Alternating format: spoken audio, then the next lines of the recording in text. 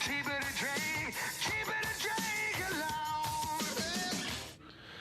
Right, getting towards the tail end of the day, and we've got the senior sprint brought to you by the Victoria Motorcycle Club. We've got plenty of other sponsors: SnrSprintR3, Ivan Jones Engineering, Danny Virk, Suzuki, Henshaw Signs, Kiwi Bike Insurance, Fastway Couriers, Ctas, Text to Web Systems, and of course Bridgestone, the series naming rights. So right now there, this is about the third to last race of the day. It's a quick 5 laps, and lost a few riders. Possibly that's because of the time, or even just not having the resources to put wets on at the moment. One of the things is you need a full set of spare wheels with discs on and all that sort of thing, but you also need the tyre warmers and that. Some people haven't got that ability or the resources to do that, but everyone's supposed to have red lights on their bike. The meeting was declared wet very early in the day, and part of the ruling is you must have a red light fitted to your bike running all the time. I think the rule currently doesn't state whether it's flashing or static, but the new ruling proposed towards MNZ is it's got to be a bright red LED light, not a flashing type. But we'll see how that all goes once we get to conference in about a month or so time. So tight pack out there for second and third. In fact, the position's changing there. The lead bike's just a country mile of stuff, and I think that's Ryan O'Neill on the number 81 machine. Got a podium early on today, so I think that is Ryan O'Neill on the white machine. Just going to wait till the timing picks up, but he's already got a break, whoever it is, by about 80 odd metres, and that is definitely Ryan O'Neill and doing the hard charging. But 4 bikes all very, very tight there for second to fifth place, and that was Hayden Fitzgerald amongst that lot. Hayden's been pushed down to about 6th place, so Hayden off the pace. I wonder if he's sorry.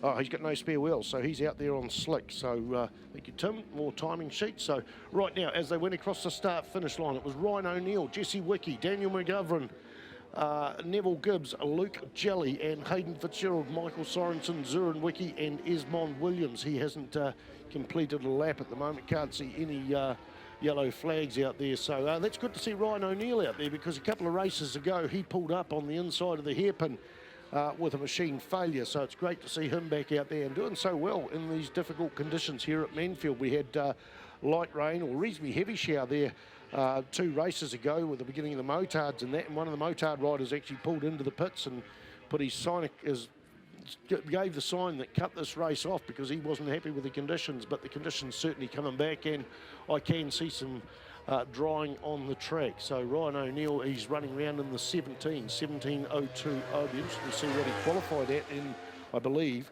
similar conditions earlier today.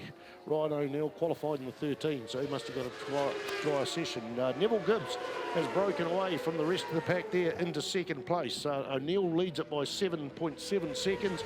1.87 seconds back is Jesse Wickie from Neville Gibbs. So Neville Gibbs has broken away on that CBR 1000, but the battle is on there for third place between Jesse Wickie and Daniel McGovern. Number 19 and number 85 there. Number 85 is the silver bike there. I saw that in the pits, very beautifully presented.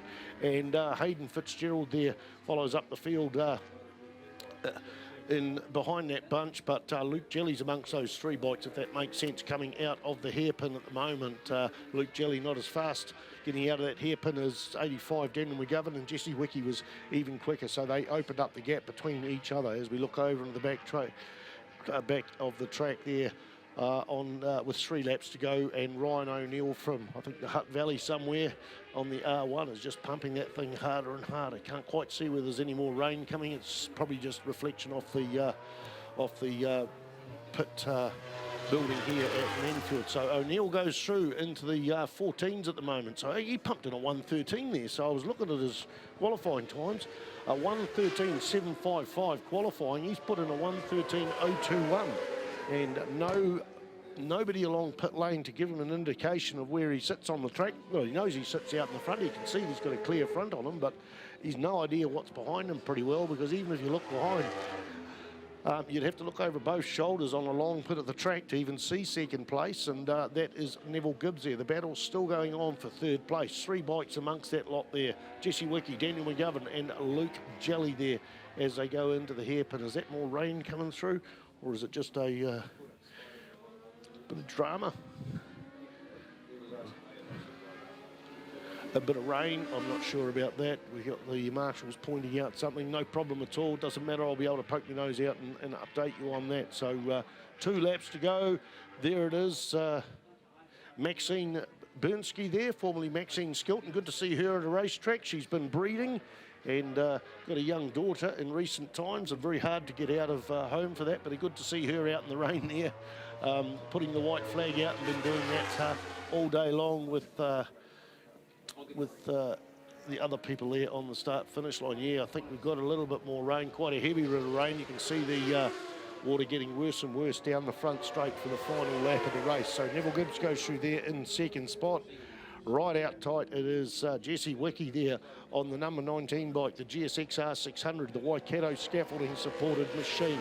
In behind, Daniel McGovern, 85, Luke Jelly. There's been no changes all the way through that lap. Hayden Fitzgerald on slicks. He's going to be suffering very, very shortly, well, right now, because of the extra water coming out there. He's really gingerly getting around the out of the Toyota corner on the number 4 machine. Good to see him stick it out there. Lots of experience and very risky doing this sort of stuff, but he's just here to a ride, and he's still going to get some valuable points there, even back in 6th spot for the series. And it's good to see Hayden back at a racetrack, as indeed every competitor, but really nice to see young Hayes out here. And especially through the Winter Series, a lot of these National Championship guys usually come out towards the end of the Winter Series, but that bike is for sale as well. Hard to use slicks on it. Okay, where's Ryan O'Neill? He's coming through here, and number 18 goes through, number 81 comes through, and Ryan O'Neill takes the win. That quickest lap time 13, that was a 17, so that definitely is a lot more water coming down on the track. Neville Gibbs goes through there, and only 1 second off its quickest time, and it was Jesse Wickie, followed by Daniel McGovern and Luke Jelly. So no changes over that last lap. Hayden Fitzgerald, mate, I'll bet he'll be regretting not bringing some